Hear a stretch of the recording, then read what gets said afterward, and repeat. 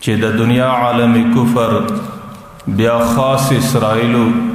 دا د مسلمانانو پر هغه مقدس مځکه باندې ډېر لوی او ډېر سخت یلغار کړی دی چې هغه مقدس مځکه هغوی په اورونو باندې سوځلې او پر هغوی باندې د اورونو لمبې پورته کیږي او په هغه لمبو کې د مسلمانانو د بچانو چیغې اورېدل کیږي او د مسلمانانو هغه مقدس مځکه هغوی د اور لمبه جوړه کړې ده او د مسلمانانو پر هغه مقدس مکاناتو باندې هغې د اسمانه څه د اورو باران را روان کړی دی هغه مځکه د فلسطین مځکه ده چې هغې باندې د مسلمانانو اولنۍ قبله بیت المقدس وجود لري چې قرآن کریم هغې د اقصی په نامه باندې یادوي سبحان الذي اسرى بعبده لیلا من المسجد الحرام الى المسجد الاقصى او بیت المقدس دا د ټولو مسلمانانو سرزمین دی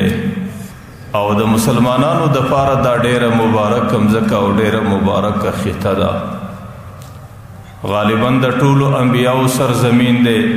چې څومره انبیا راغلي دي د هغې ډیر انبیا پر دې مځکه باندې استوګن لري حضرت ابراهیم علیه السلام چې کله په مصر کې د نمرود په مقابل کې ودرېدی او نمرود د هغې په اور کې د سوځلو اراده وکړه چې ابراهیم علیه السلام به په اور باندې سوځل کیږي لیکن چونکې الله تعالی د هغې اراده نه وه کړې نو ابراهیم علیه السلام ته چې الله تعالی د دغه اور څخه نجات ورکوي بیا ابراهیم علیه السلام چې د مصر څخه هجرت کوي هغه فلسطین ته راځي نو بیا د ابراهیم علیه السلام ټوله زندگی دا په فلسطین کې تیریږي او ابراهیم علیه السلام ابو الانبیاء د هغې د نسل څخه الله تعالی پر دې علاقه باندې لس زره انبیا پیدا کړو او بیا اوس هم فلسطین کې الخلیل ډېر غټ ښار دی الخلیل کې د ابراهیم علیه السلام قبر وجود لري د حضرت ابراهیم علیه السلام د ورور زوی د هاران زوی حضرت لوط علیه السلام چې کله ابراهیم علیه السلام د مصر څخه هجرت کوي او فلسطین ته راځي نو د هغې سره په هجرت کې حضرت لوط علیه السلام ملګری و ابراهیم علیه السلام په الخلیل فلسطین کې نبی او لوط علیه السلام ته الله تعالی په متفقه کې زندگی ورکا لیکن چې کله قوم د حضرت لوط علیه السلام خبره نه منله نو بیا پر هغې قوم چې عذاب رالی او حضرت لوط علیه السلام ته چې الله د عذاب څخه نجات ورکړي نو حضرت لوط علیه السلام هم د متفقې سره رالی فلسطین له او حضرت لوط علیه السلام بیا زندگی په فلسطین کې تیره کړه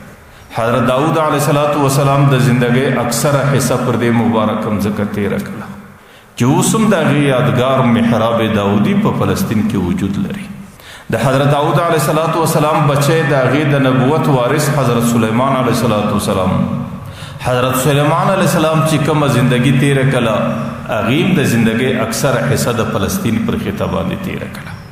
حضرت سلیمان علیه السلام ته الله تعالی د ټولې مځکې پر کره باندې حکومت ورکړی لیکن د هغې دارالخلافه فلسطین وله او هغې د فلسطین څخه حضرت سلیمان علیه السلام د دې ټولې مځکې د کورې انتظام او کنټرول سنبالاوی حضرت زکریا علیه السلام الله تعالی ډېره زندگی په فلسطین باندې ورکړه حضرت زکریا علیه السلام ډېره زندگی هغه په فلسطین باندې د مسجد اقصی امامت کاوی حضرت یحیی علیه السلام الله تعالی په فلسطین کې د زکریا علیه السلام په کور کې پیدا کړ نو مادرتل فلسطین دا د انبیاو سرزمین حضرت عیسی علیه السلام ته الله تعالی په فلسطین کې ولادت ورکړي بیت الله هم چې کوم ځای ولاړ دی دا د عیسی علیه السلام د پیدایش مځکه وه او الله تعالی د خپل قدرت اظهار کاوه او ټول انسانیت ته الله تعالی خپل قدرت ښکاره کاوه چې حضرت عیسی علیه السلام د فلسطین د مسجد اقصی په یو کنج کې د حضرت مریم علیه السلام د رحم څخه الله تعالی بغیر د پلاره بچی پیدا کړي حضرت عیسی علیه السلام چې څومره زندگی تیره کړې بیا اکثریت د فلسطین پر مځکه وه بیا چې کله قوم د حضرت عیسی علیه السلام د قتل اراده وکړه او زموږ عقیده دا ده چې هغې قتل نه کړي هغې پانسۍ باندې ونه ځړاوی الله تعالی اسمانو ته ځینې پورته کوي حضرت عیسی علیه السلام چې اسمانو ته پورته کېدی هم د فلسطین د مځکې څخه او قیامت ته نږدې چې حضرت عیسی علیه السلام د مځکې ته راشوه کېږي نو هم غالبا پر مناره بیضا باندې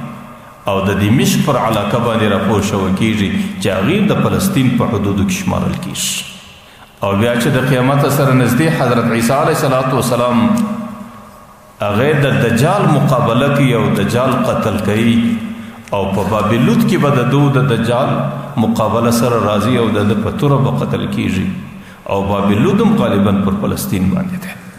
نو ما درته ویل فلسطین دا د ټولو انبیاو مځکه ده او پر دې خطه باندې چې څومره انبیا تیر سوي دي او چې دا څومره مقدسه خطه سوې ده نو د دې په شان باندې نورې خطې بیا د مځکې پر حصه باندې کمې دي او دې باندې آسماني معجزات عجیب عجیب ښکاره سوي دي او دې باندې د قرآن ډېر ذکر راغلی دی. قرآن کریم کې والتین والزیتون وطور سینین وهذا البلد الامین چې کله تاسو تفسیر ابن عباس وګورئ حضرت عبدالله ابن عباس چې د وتین تفسیر کوي د وتین څه هغه په یو تفسیر کې د فلسطین مځکه اخلي او د تین و زیتون د دواړو څه د فلسطین مځکه اخلي او د طور سینین څه هغې د مصر مځکه اخلي د هذا البلد الامین څه د هغې د بیت الله مځکه اخلي. ځکه تین انځرو ته ویل کېږي او زیتون هغه غوړۍ د زیتون ته ویل کېږي او دا دواړه غالبا د فلسطین پر مځکه باندې ډېر زیات لکه بل ځای قرآن کریم کې وایي من شجرة مبارکة زیتونة لا شرقیة ولا غربیه او شرقیه او غربیه مځکه نه ده او چې لا شرقیة ولا غربیه دا د فلسطین مځکه مفسرینو اخیستې ده چې هغې نه د شرق طرف ته ده چې پر هغې باندې ګرمي ډېره زور وکړي هغې نه د غرب طرف ته ده چې پر هغې باندې یخ ډېر زور وکړي پر هغې باندې نه خزان راځي پر هغې باندې نه وچوالی راځي او پر هغې باندې نه داسې زمانه راځي چې د هغې هغه شنګشتیا هغه درختې خزان سي او هغې دا خپلو پاڼو د دې څه وچې سي. بیا د فلسطین پر مځکه باندې چې کوم اوس دی عسقلان یادوي د عسقلان ښار چې پر کوم مځکه باندې جوړ دی دې ښار کې د ننه وادي النمل دی چې حضرت سلیمان علیه السلام د خپل لښکره سره روان او په لاره کې د میږیانو پر کلي باندې رالی او د میږیانو مشر دی خپلو ته ویل ادخلوا مساکنکم لا یحطمنکم السلیمان وجنوده ول تاسو خپلو غارو ته درننوځئ سلیمان علیه السلام د لښکره سره روان دی هغې مې داسې نه چې در پښو مې لاندې کي نو هغه میږیان بیا په غارو باندې ننوتو قرآن کریم هغه واقعه بیان کړې ده هغه ځای ته اوس وادي النمل ویل کېږي هغې د فلسطین د عسقلان په ښار کې دی. حضرت موسی علیه السلام چې خپل قوم ته ادخلوا ارض المقدسه دې مقدسې مځکې ته ورځئ دا زموږ مفسرین وګورئ د هغې څخه غالبا فلسطین مراد دی. نو فلسطین دا د انبیاو سرزمین او فلسطین دا د مسلمانانو مقدس مکان او په فلسطین کې الله تعالی د مسلمانانو اولنۍ بیته پیدا کړې وه. حضرت عمر رضی الله عنه چې په خپل دور کې کم د حکومت کمان سنبالاوی په ټولو علاقو کې چې فتح سو حضرت عمر یې علاقې ته نه ورلی صرف چې فلسطین فتح سو او مسجد اقصی فتح سو حضرت عمر هغې ته ځان ورسوی